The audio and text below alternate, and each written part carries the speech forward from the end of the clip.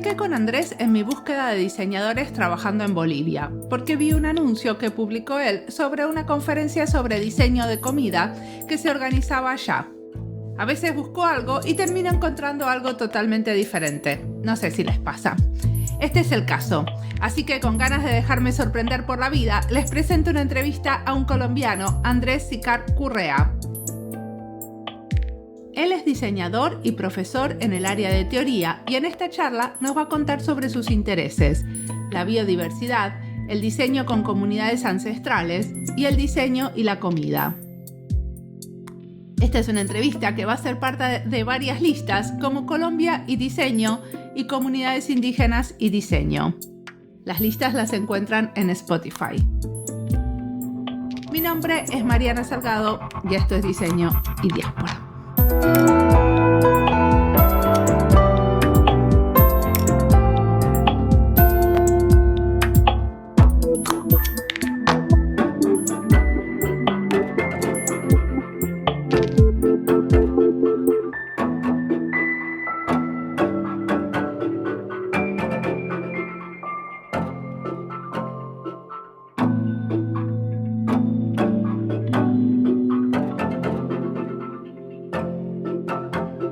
Soy Andrés Sicar Currea, soy colombiano, vivo en Bogotá, soy diseñador industrial egresado de la Universidad Jorge Tadeo Lozano. Mi vida profesional se ha movido presencialmente y de manera muy fuerte en el mundo académico. Prácticamente he estado toda mi vida en el mundo académico, trabajando en 3 o 4 universidades, particularmente ahora, hace 18 años, más 19 años, estoy vinculado a la Universidad Nacional de Colombia, es una universidad pública, tiene 7 sedes, yo estoy en la sede principal en Bogotá, que es la sede que es la más grande de las sedes de la Universidad Nacional. Estoy vinculado a la Facultad de Artes, es donde está el programa curricular de diseño industrial al cual yo pertenezco dentro de la escuela del programa de diseño industrial o la escuela de diseño industrial que está en la Facultad de Artes. ¿Y cuál es tu rol ahí? Soy profesor asociado, estoy vinculado al área de teoría, entré por el área de teoría, debería estar todo el tiempo vinculado a impartir asignaturas en el pregrado, en el componente del área teórica, y lo he hecho, he venido trabajando en torno a la teoría del objeto y poder establecer la diferencia entre el objeto y los productos, que es como el recorrido grande que he venido haciendo. Soy profesor en el área de talleres, o lo que los profesionales del diseño en las academias llaman profesores de taller. En la Universidad Nacional hay 3 niveles tres etapas o 3 modelos distintos de hacer esa práctica de taller. Los 3 primeros semestres se llaman laboratorios porque los estudiantes deben aprender a tener habilidades del ejercicio profesional, del diseño orientado y acompañado con un rigor como lo que está en el laboratorio. Y después hay un segundo momento que se llama prácticas proyectuales, que es un entrenamiento muy fuerte en el campo de hacer mucho diseño. Y el tercer momento es el ejercicio de los observatorios, que es ponerse en contextos de realidad más cercanos a situaciones de conjunto problemático de sectores o de realidades sociales y humanas o productivas. Y yo tengo la participación en ese observatorio, que es un observatorio de alimentos y empaques, con un compañero que se llama Alejandro Talbra y trabajamos allí. Trabajo también en las otras 2 funciones misionales en la universidad. Trabajo como coordinador de un proyecto académico que es un grupo de investigación, se llama Saberes Implícitos. Ahora te cuento de dónde surge ese grupo de investigación y ese proyecto de investigación que lleva 8 años. Un montón de cosas haces. O sea, sos investigador adentro de la facultad y aparte tenés los talleres y el área de teoría del diseño. Sí, y hago trabajo de extensión. La extensión en la universidad es el servicio y la prestación de servicios y la vinculación de la sociedad con el entorno y con el mundo de afuera. Hay 11 modalidades de trabajar de la universidad con el afuera. Hay 2 particularmente que son las que yo he venido trabajando siempre, que son el ejercicio de la consultoría en diseño, pero la consultoría en diseño tiene un matiz, una que es la comercial, en donde la consultoría, la venta de servicios y el acompañamiento a la industria, al sector productivo, al Estado y a la gente de la sociedad civil. Es un camino en el que se hacen contratos y demás, pero dentro de eso existe un renglón que se llama la extensión solidaria, y es la universidad poniéndose al servicio y en el diálogo mucho más horizontal de trabajar con comunidades y con poblaciones y con el mismo Estado, aportando en condiciones de iguales. Eso es el camino por el que venimos transitando, y yo transito en la extensión solidaria. ¿También es trabajo con ONGs? Sí, fundamentalmente con fundaciones, con ONGs y con asociaciones y con comunidades o con grupos organizados o personas que lideran iniciativas de manera individual en algún territorio. A ver, contame un poquito, supongo que tiene que ver con esto del Observatorio de Alimentos y Empaques, el proyecto que estás haciendo en Bolivia sobre, que están organizando un congreso sobre diseño de comidas, ¿puede ser? Sí. Ese ya se hizo, ya se concluyó, y estamos organizando ahora el que viene, el siguiente, que será en Curitiba. Pero venimos enlazando todos los recorridos por los distintos países de América, porque la cultura alimentaria se convirtió en un eje transversal de mi trabajo. O sea, más que un eje, sí, es una transversalidad, pero en algún momento hablé de un cruce de caminos. Me encontré con la cultura alimentaria en toda mi dispersión y en mi profusión de actividades en muchos ámbitos, y la cultura alimentaria fue la que ayudó a tejer o articular toda esa profusión de actividades.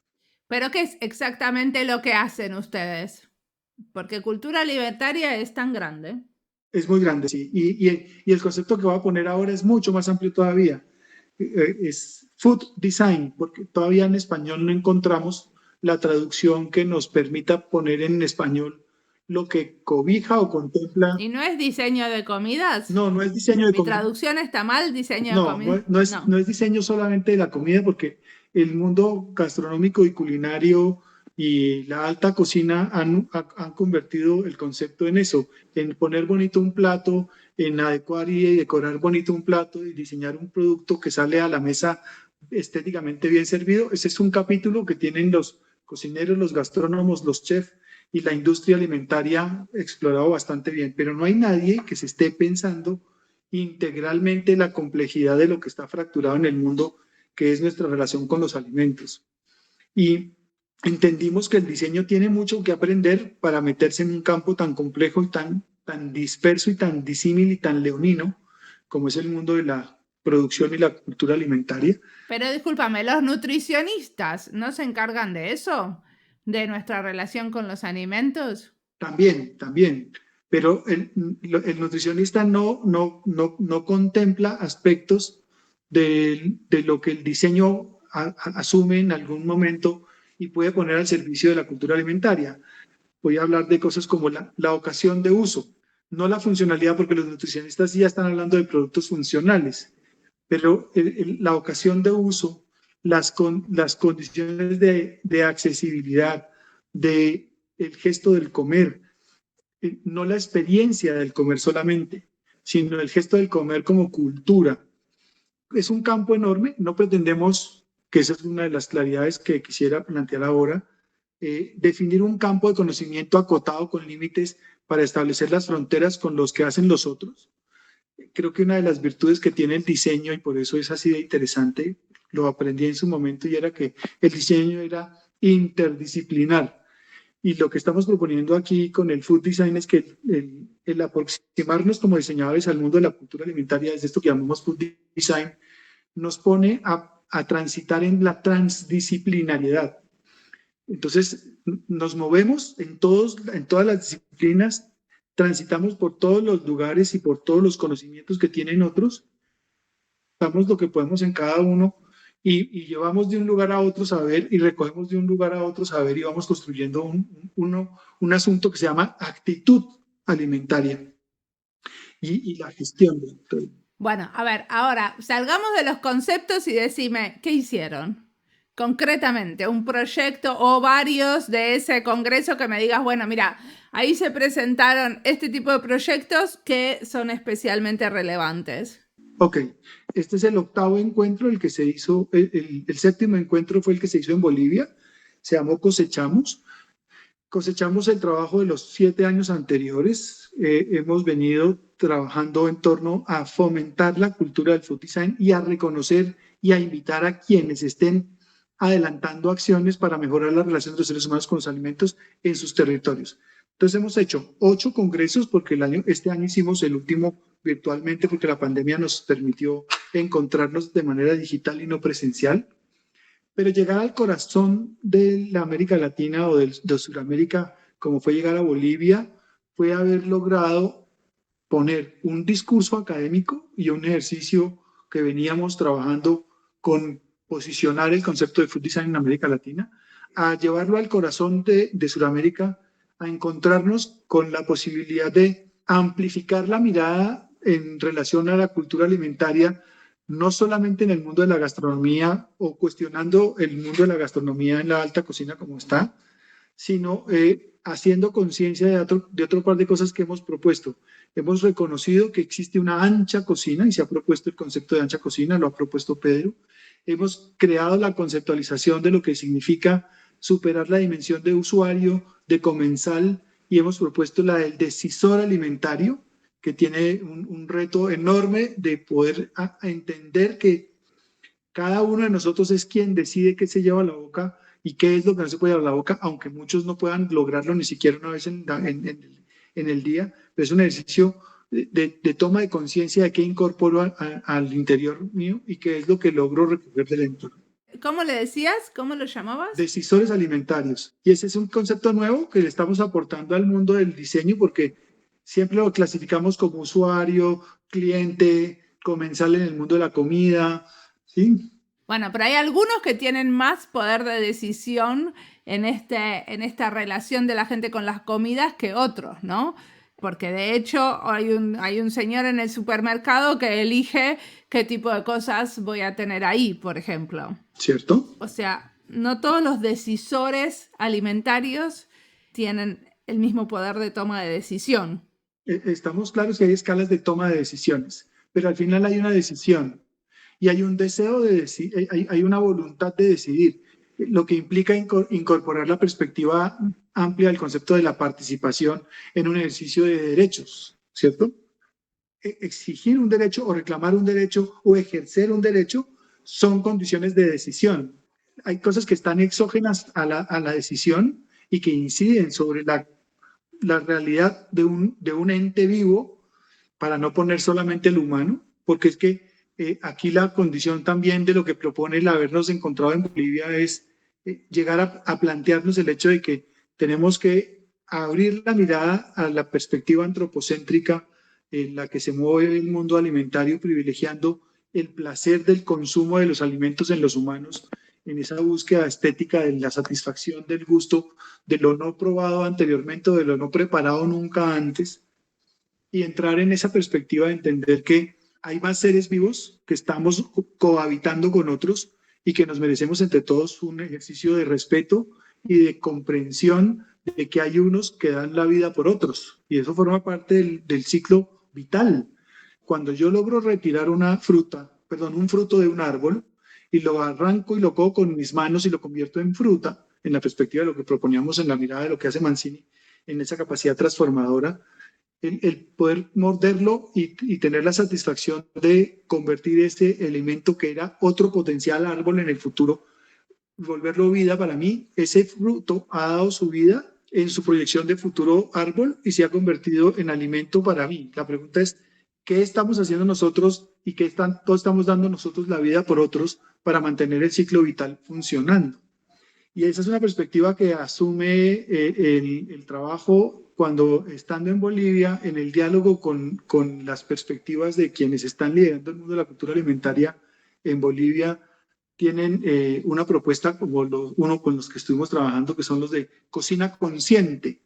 Estos chicos maravillosos, es un colectivo que logra hacer acciones de penetración y de presencia en distintos barrios y en distintas regiones y distintas ciudades, poniendo la cultura alimentaria en cuestionamiento y en acción. Entonces, ollas comunitarias que llegan a sitios para que colaborativamente estén todos trabajando, cenas clandestinas en barrios de dificultad de acceso por zonas de violencia y de conflicto, y lograr armonizar esos diálogos entre una cultura y la otra y posicionar la acción de protesta y de denuncia o de cuestionamiento de lo que significa esa hegemónica o autoritaria condición de quien tiene poder económico para comprar frente al que no lo tiene, se vuelve un reto interesante.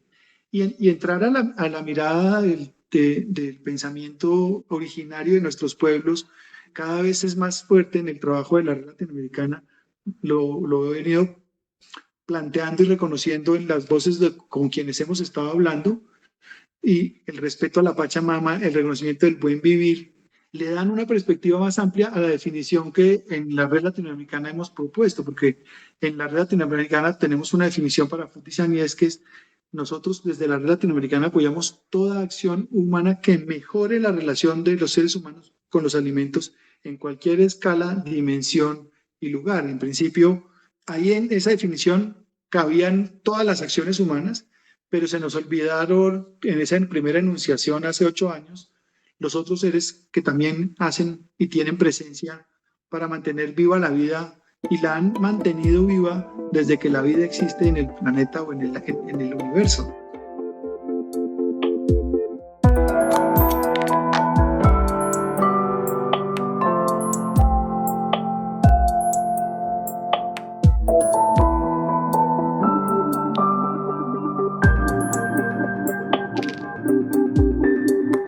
En otros episodios hablamos también de diseño de comida, por ejemplo con Uki Permuy en el episodio 105 y en el episodio 202 de Germán Charún, donde nos contó cómo el gobierno canadiense estimula a sus habitantes a comer sano a través de darles recetas de comidas baratas.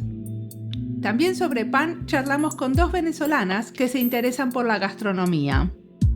Todos los encuentran en la lista Diseño y Comida, una nueva lista que creé hace poquito cuando me di cuenta que tenía algunos episodios sobre el tema. Sobre la comida y la cultura alimentaria, aunque no nos dediquemos al tema, como diseñadores todos podemos decir algo, supongo. Yo en estos días que extraño mi país, porque es la primera vez que no puedo viajar para allá en mucho tiempo, estuve haciendo dulce de membrillo y escuchando más audiolibros en castellano. Mi manera de conectarme con mi ser argentina, aunque no se puede estar allá. Le conté a un amigo argentino que había hecho dulce de membrillo y me dice, ese dulce barato, que no lo quiere nadie, ¿eso haces? Y yo estoy muy contenta con mi dulce, que está riquísimo. Sigamos escuchando a Andrés.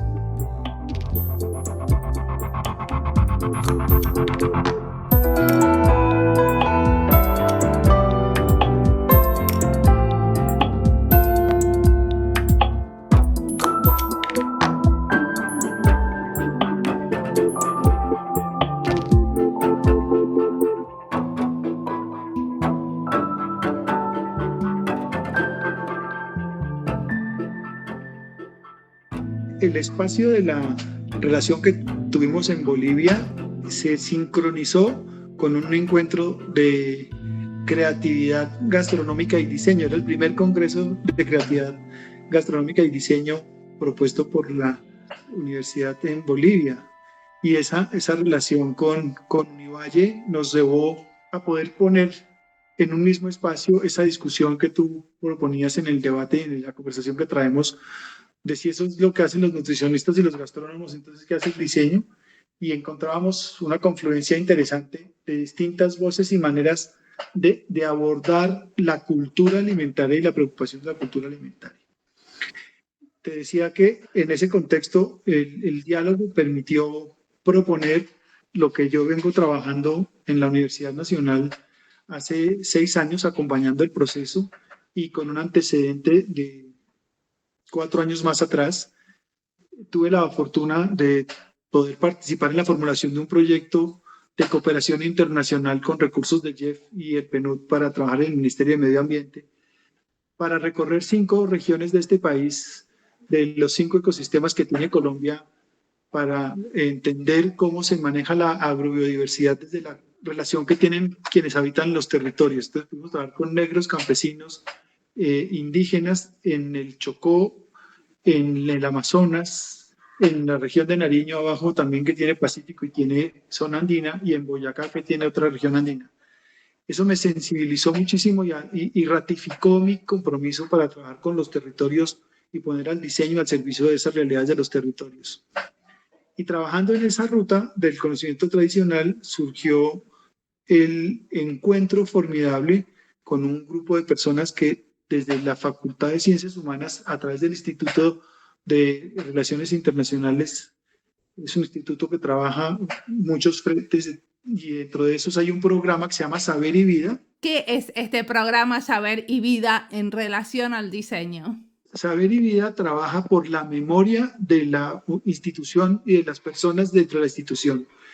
Y empieza a ser evidente que la institución ha perdido su preocupación real de tener la memoria viva de quienes transitan como seres humanos dentro del espacio de la institución, y ha convertido al archivo y a la memoria en un ejercicio de orden documental para rastrear los procesos administrativos. O sea, hay una deshumanización de la institución. Pero la institución, ¿cuál institución? La universidad pública, la Universidad Pública de la okay. Universidad Nacional de Colombia. Okay. Esa universidad empieza a desvirtuar el uso de la figura del archivo, porque archiva administrativamente el asunto, pero no archiva la memoria y no guarda su memoria. Entonces empieza Gloria y el grupo a intentar poner acciones que activen a la memoria. Y en ese tránsito que viene Gloria durante 4 años, conecta conmigo, y esa conexión es porque yo llego a la universidad, a un lugar que es un bosque que está al lado de la capilla de la universidad, y ellos están haciendo una cosa que se llama círculo de palabra. Y están conversando todos alrededor del fuego. Y me invita a mí a participar de ese espacio y me dice, venga y entienda qué es lo que hacemos desde el programa Saber y Vida en esto que llamamos Aula Viva de Saberes. Y comparte su saber. Entonces me senté en esa reunión y desde ese momento ya llevo 6 años enganchado todas las reuniones de todos los ciclos de palabra 3 veces por semana. O sea, espera, a ver si entiendo bien, porque hasta ahora no entiendo nada o entiendo poco. Estas reuniones donde se sienta la gente y hacen un círculo de palabras son una manera de hacer una transmisión oral de los archivos de la universidad. ¿O qué es lo que pasa en estos círculos de palabra? Empezó siendo la reunión de los archivos de las memorias de las personas que pasaban por la universidad, porque se invitó a los pensionados, profesores y empleados administrativos y a los egresados de la universidad a que contaran sus historias dentro de lo que había sido su vivencia en la universidad.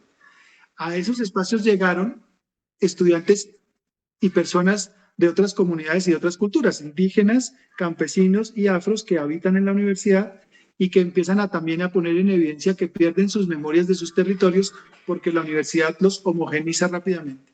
Entonces, el círculo de palabra activa el intercambio de culturas y de saberes y de memorias de los que participan de ese espacio. Cuando yo digo como diseñador, yo digo que mi preocupación personal desde el diseño es que hay una ausencia de comprensión del valor de los objetos en el tiempo y del valor de la cultura de los objetos en el tiempo. Porque vengo trabajando la discusión del valor que tiene que poner en alto el diseño en el concepto de la transmisión. El diseño está preocupado por un presente y por producir una modificación del presente y transformar la vida a través de la cultura material y la cultura artificial para el presente y para el mejoramiento del presente. Y el diseño no ha hecho conciencia de la responsabilidad que tiene de garantizar la existencia de la vida en el futuro y mantener el mejoramiento de la vida en el futuro. Ahí todo el ejercicio de prospectiva y cabe la prospectiva en el presente, traerse el futuro, imaginárselo aquí, resolverlo hacia adelante, es consumirse, como lo plantean algunos, específicamente el presidente del Uruguay, Mujica, cuando decía que hacer esos ejercicios de prospectiva era usar una tarjeta de crédito, que es consumirnos la vida del futuro ahora mismo. Y hay que cuestionar esa preocupación cuando la transmisión está garantizando que hay una cultura que podemos seguir manteniendo y una que tenemos que ir cambiando para poder seguir manteniendo la vida hacia adelante. Entonces, mi papel como diseñador en el marco del grupo del Aula Viva y participando del Aula Viva ha hecho visible el pensamiento de la designación y del valor de la transmisión para actuar en el presente manteniendo vivas las memorias del pasado.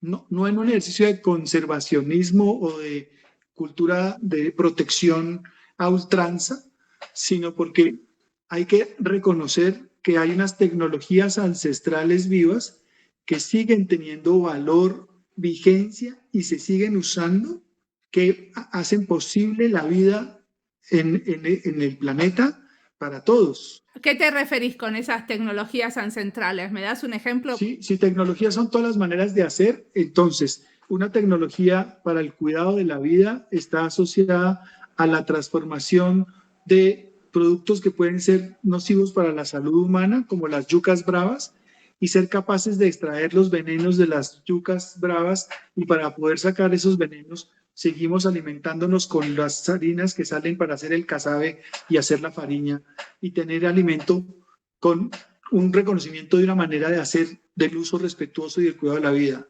Espera, nosotros tenemos una yuca que es la mandioca, ¿cierto? Que ustedes le dicen yuca en Colombia. Sí. Entonces, tenemos la mandioca y hay unas mandiocas que son venenosas. Sí. ¿Se saca el veneno y se hace qué? Se saca una harina con la que se produce una galleta, una cosa crocante que se llama casabe. Bien, eso es alimento entendido con una tecnología, con una manera de hacer propia de unos pueblos originarios que han venido trayendo ese conocimiento y lo ponen de presente aquí. O sea, la tecnología es como la manera de producir una harina que después, o sea, de producir algo. Sí, o de sembrar para todos.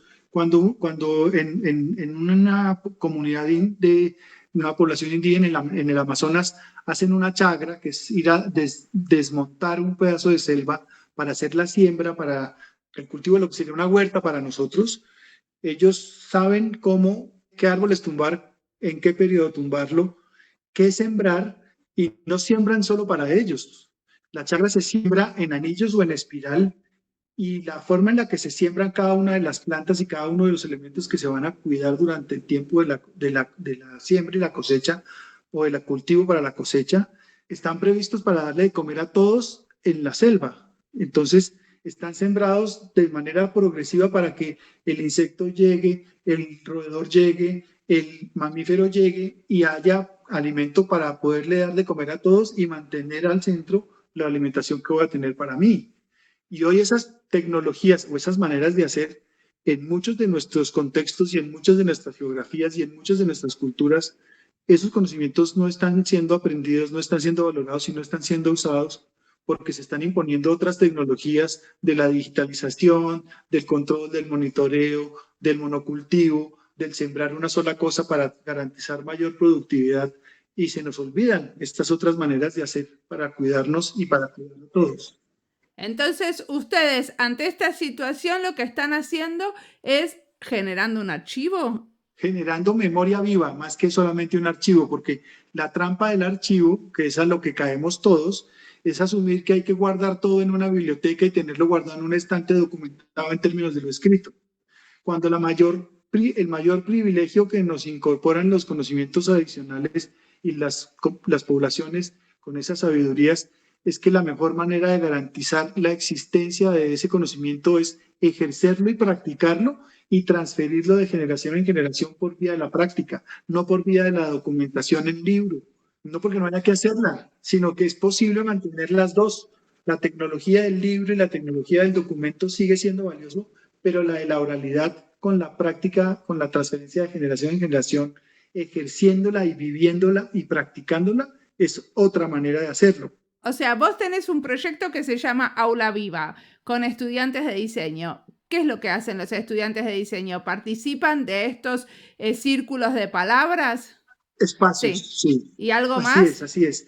Tenemos al interior de la universidad, nos prestaron, después de haber itinerado por las 90 hectáreas de manera como judíos errantes y como expropiados del territorio, logramos tener un espacio de 100 metros. Hoy hay una huerta que está funcionando allí, tiene una casita de pensamiento que tiene un fogón en el centro y tiene una zona de semillas y tiene una cocina, un horno. Los estudiantes de diseño llegan a este espacio a través de una asignatura que tengo a mi cargo que se llama Cultura Material y de las Artes de América Latina. A esta asignatura ya no solamente se inscriben estudiantes de diseño, sino estudiantes de otras carreras que llegan a participar de ese espacio que es transdisciplinar y que se hace todos los jueves, los viernes y los sábados. Los estudiantes llegan los días jueves porque es su día de clase y participan del aula. El aula les enseña los conocimientos tradicionales, les enseña el cuidado de la tierra, les enseña que el primer territorio que hay que cuidar es su propio cuerpo, y ellos aportan el pensamiento de diseño cuando nos ayudan a hacer el diseño de la señalización de la huerta, nos ayudan a hacer los herbarios y los inventarios de las plantas, nos ayudan a hacer las fichas técnicas de los ejercicios que están allí, están proponiendo el desarrollo de la participación de economías solidarias, participando en una feria agroalimentaria, estamos ayudando a desarrollar producto. Hemos entendido que la huerta no tiene una vocación productiva como lo que sería un ejercicio de una propuesta de permacultura, porque esta huerta nos está enseñando la dimensión simbólica del cuidado de la vida. Entonces, ahí hay una construcción del conocimiento del diseño, no solamente en el proceso de la transformación para llevarlo a producto, servicio, experiencia o sistema, sino entender que el diseño también tiene un valor que incorporar o practicar, que es la valoración de la dimensión simbólica de las culturas y fomentar la valoración simbólica de las culturas. Y eso es poderosísimo como un ejercicio que incrementa la dimensión de la comprensión de un diseñador que va a vincularse al territorio a trabajar. Porque el diseñador regularmente cuando llega al territorio y los estudiantes regularmente desde sus actividades de clase llegan a los territorios con el convencimiento de que ellos tienen que modificar el entorno, tienen que innovar permanentemente y tienen que transformarlo todo, porque los diseñadores saben exactamente todo lo que está mal y todo lo pueden mejorar. Esa deidad del diseñador es un poco arrogante y esa condición de ser designadores que los pone muchas veces en la cultura del popstar o el dios que lo resuelve todo, es una cosa que hay que desmontar en el mundo de lo académico, y el espacio del aula viva y de los estudiantes participando en eso les ayuda a tener una dimensión distinta del papel del diseñador que acompaña y no que hace intervención. ¿Cuál es la devolución que tienen ustedes de los alumnos? ¿Cómo es la experiencia para ellos de este aula viva? Altamente significativa en varios niveles. Uno, primero, para ellos es una sorpresa que habitando dentro del campus de la Universidad Nacional, muchos de ellos no conocen un lugar como ese, habiendo vivido años dentro de la universidad y no sabían que existía un espacio con el espíritu, el ambiente y la posibilidad de experimentar la ruralidad al interior de la universidad. Porque encontrarse con una huerta, con una chocita, con una forma de vivir como se vive en la mayoría de los territorios de este país, en vivo y en directo, es una novedad y una experiencia pedagógica como escenario pedagógico realmente significativo.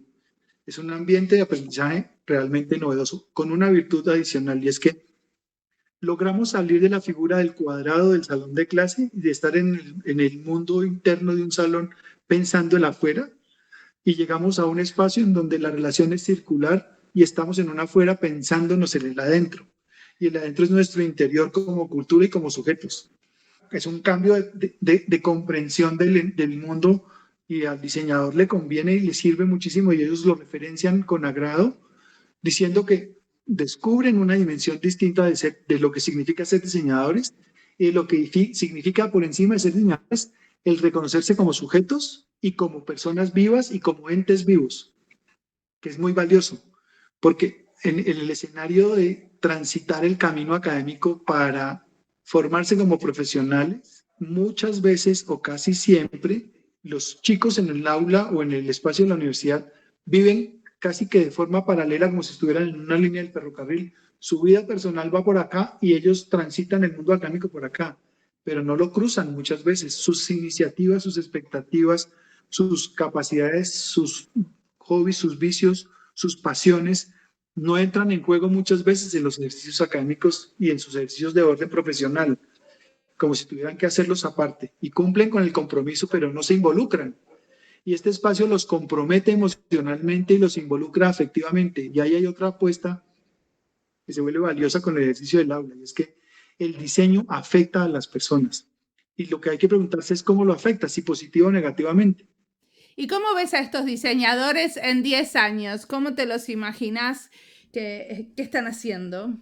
Ya tengo la oportunidad y la fortuna de tener a varios egresados que pasaron por el aula, y sí los encuentro distintos y armonizados en una comprensión de que tienen mucho que aportar y mucho que aprender de las realidades locales de sus geografías y de sus territorios. Entonces, los encuentro en paz, encontrando una reivindicación de que sí pueden ser diseñadores. En este caso, en la Universidad Nacional se titulan de diseñadores industriales.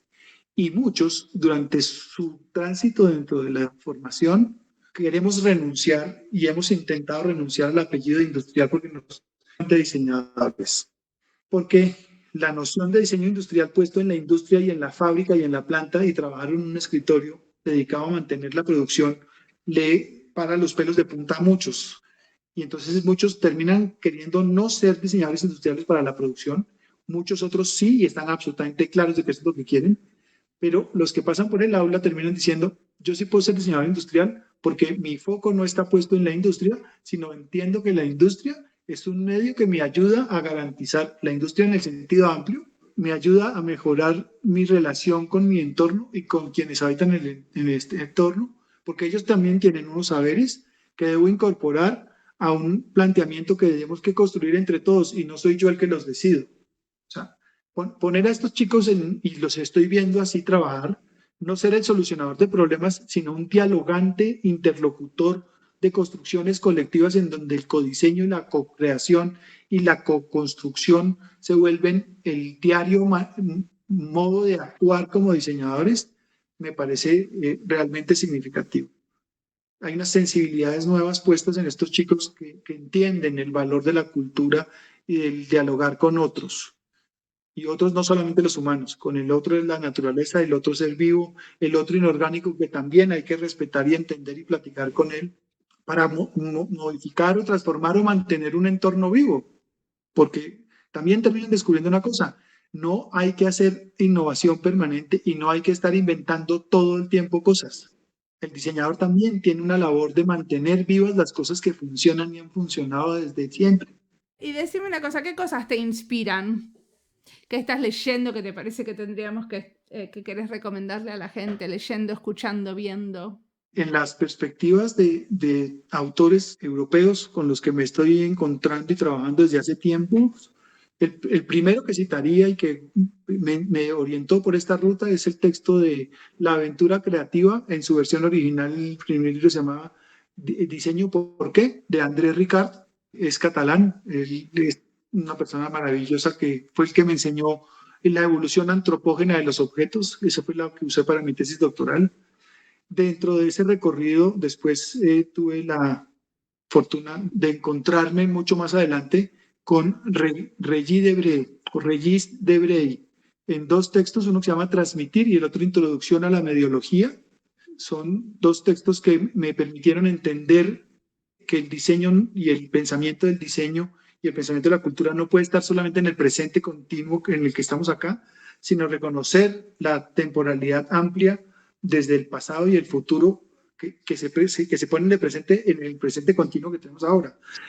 Entonces, cómo un mensaje se mantiene vivo en el tiempo y se va modificando en la materialidad de época que le corresponde a adaptarse a esa condición de época, pero el mensaje es uno mismo y el objeto se mueve en el tiempo. Ese es otro texto. De los textos de europeos también y otros autores europeos está Boris Groys. Pero yo no dije qué te inspira europeo, ¿eh? Yo dije que te inspira en general. No, sí, por eso estoy hablando de los europeos para poder poner allí, que me inspiran pensamientos como los que tiene Groys cuando habla de poner todo bajo sospecha. Sí. Y entender qué significa poner todo sobre lo nuevo y por qué seguir pensando todo sobre lo nuevo. ¿Ese qué libro es? Uno se llama Sobre lo Nuevo y el otro se llama Bajo Sospecha. Los dos son de Boris Groys. Y el último que estoy tratando de seguir con calma y con cuidado es a un autor como Han, el alemán que es japonés, que tiene un texto maravilloso sobre el Oda a la Tierra. Él se dedica un año entero a cuidar su jardín y a tener una relación de contemplación del jardín para entender el misterio de la vida y el cuidado de la vida y el pensarnos eso de manera profunda. En la perspectiva del sur, por supuesto, está Arturo con todos sus textos. El de Autonomía y Diseño es una referencia a seguir. Y te cité lo que tenía que ver con autores, pero te quiero decir lo que me mueve a mí. en lo emocional.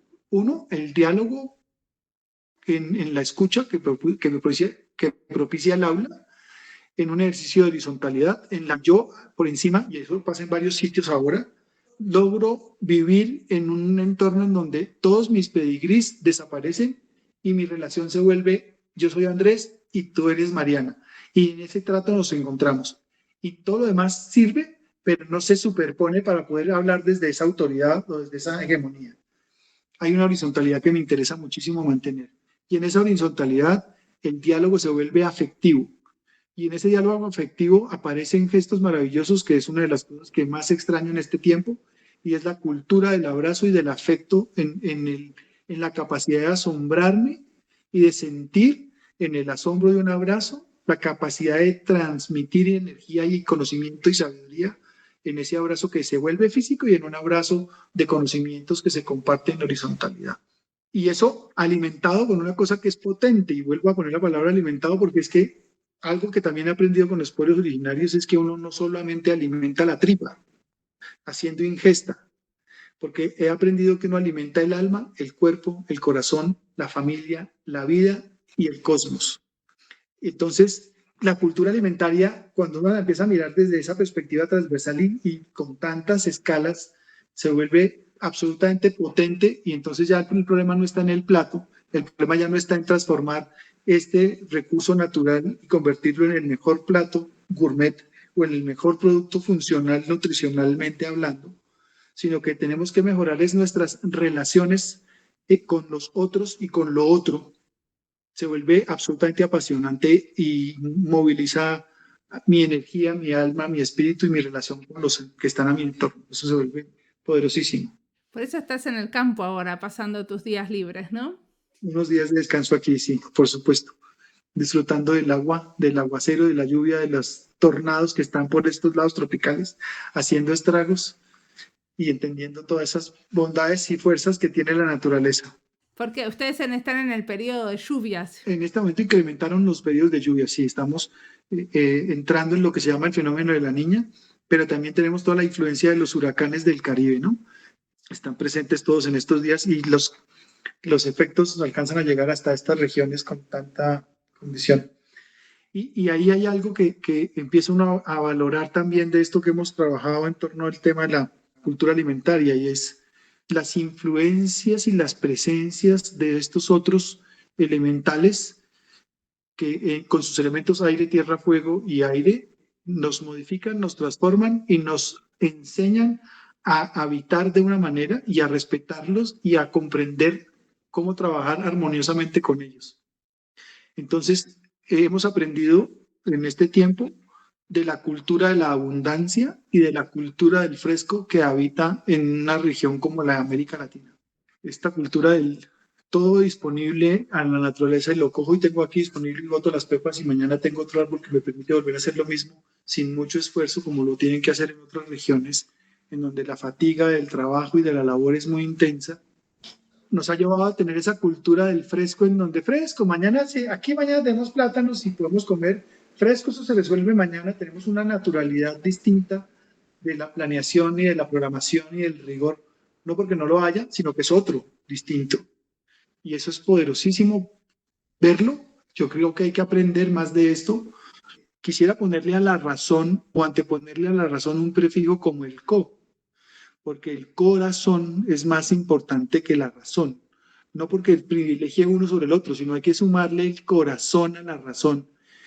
Y si lo volvemos corazonadas, es más interesante seguirlo en intuición que seguir en la lógica del razonamiento, porque la razón lleva al miento, porque cada quien tiene una verdad que tiene que defenderse.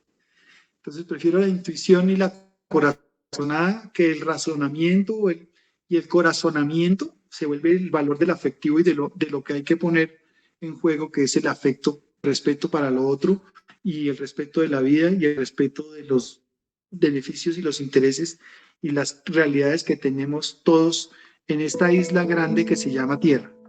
Muy bien. Bueno, muchísimas gracias por la entrevista.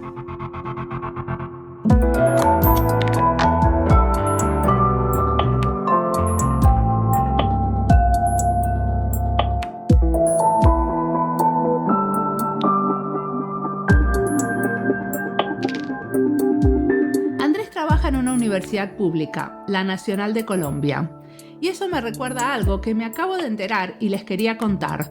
¿Saben que hay una red de carreras de diseño en universidades públicas latinoamericanas? Se llama DISUR y están organizando su próximo congreso, todo virtual, para abril. Les recomiendo echarle una mirada al trabajo de esta red. Como creo en las redes y apoyo la educación pública e inclusiva, me parece que hay que promover estos espacios de encuentro. También me parece interesante que no es una red de universidades, sino de carreras de diseño. Andrés nos cuenta que los diseñadores industriales que pasan por el encuentro con saberes ancestrales quieren renunciar al apellido industrial. Y muchos estamos pensando en renunciar a estos apellidos del diseño que nos encasillan también por otras razones, porque no queremos hacer solo un tipo de diseño, sino que pensamos la práctica de una manera más amplia. Hoy hago este diseño y mañana el otro, y no quiero apellidos porque en realidad lo único constante en mi práctica como diseñadora es el cuidado en quién participa del proceso y de qué manera. Después cambia todo, el contexto, el resultado final, los métodos e incluso la manera de empezar un proyecto cambia dependiendo de cómo esté planteado, en qué momento uno se inserta y miles de otros factores. Ando por la vida ahora con el título de diseñadora de servicios y la verdad que lo que menos hago son servicios, pero no lo digo porque genero sino más confusión. En el ámbito donde yo trabajo, donde todo el diseño es muy nuevo, no se puede ser muy filoso con el vocabulario, porque corro el riesgo de que entonces confundo a todos mucho más. Entonces me quedo con ese apellido. Una colega querida se puso el título de líder en experimentos. Divino. Pero después hay que explicar a 1.000.000 de veces qué significa, qué es un experimento y a qué uno se dedica. Si pudiera eliminar los títulos, estos que se ponen en el trabajo porque tantas veces no nos representan y encima generan más confusiones, lo haría. Sin títulos u apellidos, podríamos quizás explicar lo que hacemos todos los días de una manera más entendible. Como siempre, la música del podcast es de Antonio Zimmerman. El diseño de sonido es de Julián Pereira. Este podcast está publicado con licencias para el bien común con atribución. Esto fue Diseño y Diáspora. Pueden seguirnos en nuestras redes sociales en YouTube, Instagram y Twitter o visitar nuestra página web diseñoydiaspora.org. No olviden recomendarnos. Nos escuchamos en la próxima.